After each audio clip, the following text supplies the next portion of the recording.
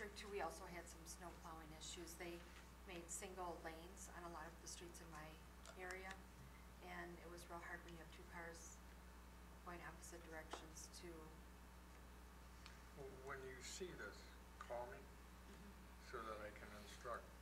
See, right now, Robert's off on leave, and Stan's doing the best job he can. I mean, this was thrown at him all of a sudden, and we have two major snowstorms. So we're all trying to work together, Tim, I, and the four, or actually 3 public service workers. We do have still 3 new people out there that are plowing snow. They're still learning the streets and so on. But when you get that, I mean, I counted my calls today. I had something close to 90 phone calls today. And some of them were feasible, some of them were kind of ridiculous, but we try to get back to each and every one of them. But please call me so I can get this information out. Trustee Bowman. Thank you, Your Honor. It was suggested from a citizen also that we use our police department as they're out on the streets and they come across the areas that are iced over and so forth, that maybe they can call that in to the village. That may be of help. I don't know what that does to Rocco's department. He'll have to speak for that. No, but what they're doing, if they do that, they called into the 911 center. They in turn call, well, in most cases, Robert, but now Stan. And that policy is in place. I mean, the department is the eyes and ears on the street that lets us know as soon as there's a problem with traffic or icing. But I think Trustee Mullen, your analysis is correct. As we look back on the past 2 snow events, the thing that stands out the most is that there's a need for more salt earlier.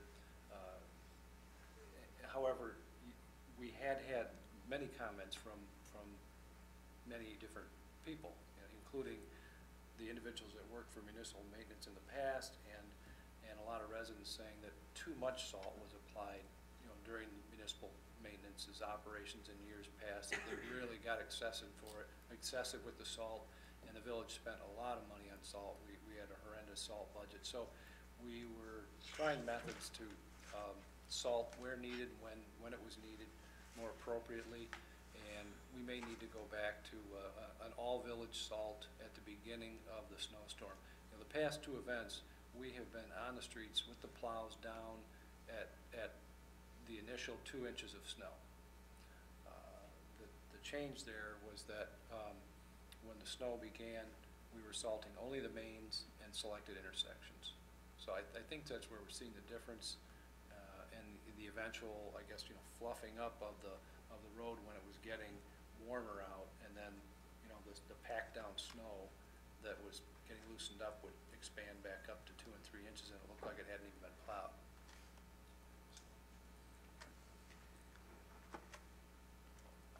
One more thing. Is there a push to replace a public works superintendent, or is this kind of idle? No, we've been interviewing. Did an interview just before we came to these meetings.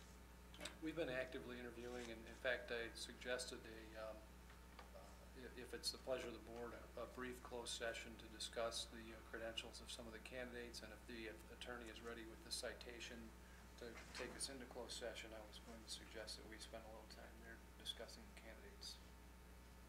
Okay, I'll make that motion. Can I?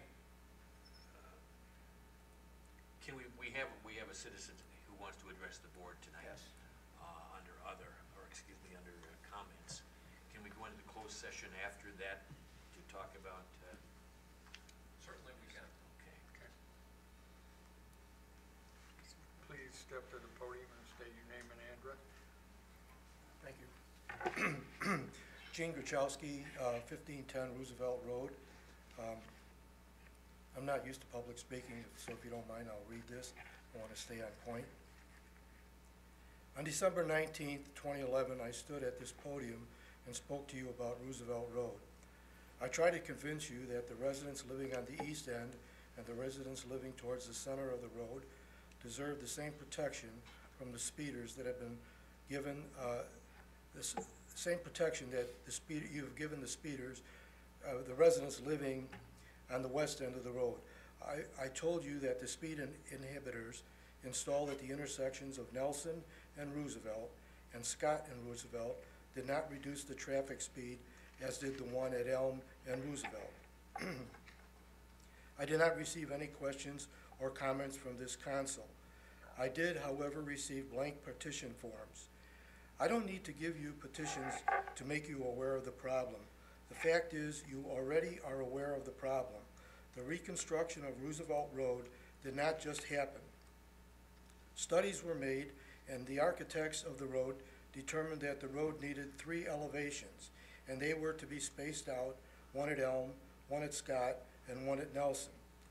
Their purpose was, in your latest words, to calm the traffic. They presented their plans to you, and they were approved by you.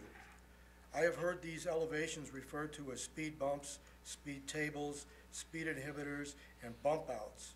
Your press release dated December 27th, 2011 states, and I quote, "to slow vehicle speeds and help pedestrians cross the street more safely," end quote. We all know the police have been issuing speeding tickets. 62 miles per hour is the top speed ticketed so far. The point is not that they are speeding, but that they can speed over 2 of the 3 speed inhibitors that you have given your okay to install. They are not calming the traffic. They are not working. Your press release states to help pedestrians cross the street more safely. 62 miles per hour is just 3 miles per hour under the speed limit of I-90. Would you let your kid cross I-90 to catch a school bus?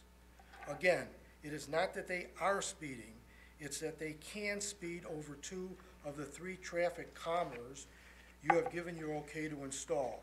The one at Elm is effective. It calms the traffic. The one at Scott and the one at Nelson do not work. It is a mystery to me why the speed inhibitors at Elm has stop signs and an abrupt elevation and decline, while the one at Scott and the one at Nelson have no stop signs and smooth inclines and declines. They do not calm the traffic. You already know this. I was told that there are state regulations. A certain amount of accidents must happen in a certain amount of time before we can make the two as effective as the one at Elm. Let's remember, the Roosevelt Road belongs collectively to all the residents of McChesney Park. The taxpayers living in the park have picked up a great amount of the 1% sales tax enacted to finance the construction of the road by purchasing goods and services from merchants located in the park.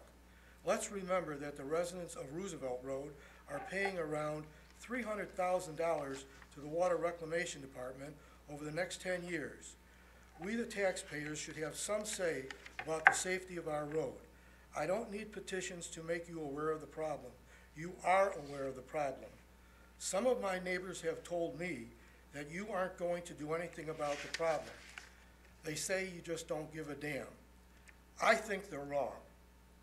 I believe each and every one of you ran for public office because you thought you could make a difference. I believe you want to make McChesney Park a better and safer place to live. If this is so, this is your moment. This is your chance to justify why you ran for office. This is your chance to fix the problem we all know exists. This is your chance to prove my neighbors wrong. Don't sell out on the residents of McChesney Park, and don't sell out on yourself. Fix the problem we all know exists. Thank you for letting me speak tonight. Mayor, if I could address that, sir. I was directed by the village to do a speeding radar detail on Roosevelt Road. We did so for a 6-day period about a week and a half ago. I don't have the figures in front of me, but I think we had 23 man-hours total in it, 42 different deployments, and we wrote 14 speeding tickets out of 23 hours. The highest speed was 45. We wrote them at 40 on up through 45. The 62-mile-an-hour one, that was at 5:30 in the morning. Right. Prior to that detail, which was an isolated incident. Mhm. But based on the 23 hours, 14 tickets at those speeds, I think that is very typical for most thoroughfares anywhere. So Okay. I don't perceive a speeding problem on Roosevelt. Then why is the one at Elm Street has stop signs and an abrupt incline and decline? So even if you ran the stop sign at 30 miles an hour, the speed limit, you would bottom out. I can't answer that. Okay, we've gone over this many times, but the ones at Nelson and the one at Scott are smooth. I live right at the corner there. The purpose was to put in to calm the traffic. They do not calm the traffic. The fact is that you can traverse those speed bumps, whatever you want to call them, and you can do it and exceed the speed limit. Lori, you told me a couple weeks ago, you tested it out at 40 miles an hour. It doesn't work. They don't work. Why do we not have stop signs there?